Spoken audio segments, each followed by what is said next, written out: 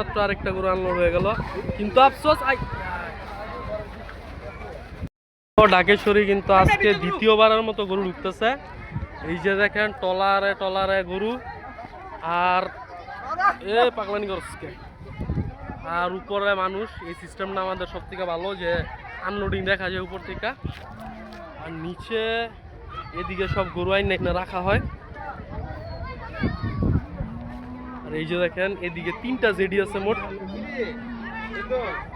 এই যে এটা একটা, আর এই যে এইদিকে এটা 2 নম্বর জেডি। আর গরু কিন্তু আনলোড হইতেছে, ওই যে একটা টলার রিজার্ভ আছে এখনো।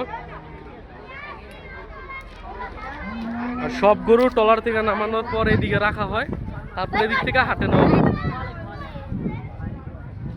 আজকে কিন্তু মোট 8টা টলার আসছে, আর এখন মনে হয় খালি একটা টলার আছে, বাকি 7টা টলার আনলোড হয়ে গেছে।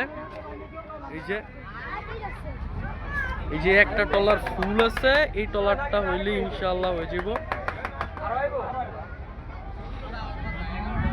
হাটে ভিড়তেছে আজকের 9 নাম্বার টলার। এই যে 9 নাম্বার টলারের গরু, 2 নম্বর ঢাকেশ্বরী কিন্তু আস্তে আস্তে পুরো ভরপুর হয়ে যেতেছে। এই মাত্র আরেকটা গরু আনলোড হয়ে গেল, কিন্তু আফসোস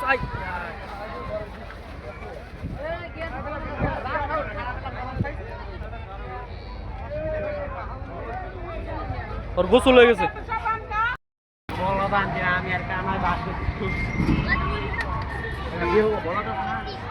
দুটা বিশাল সাইজের বলদ 2 নং ঢাকেশ্বরী ইব্রাহিম টেক্সটাইল ফুটবল খেলার মাঠে।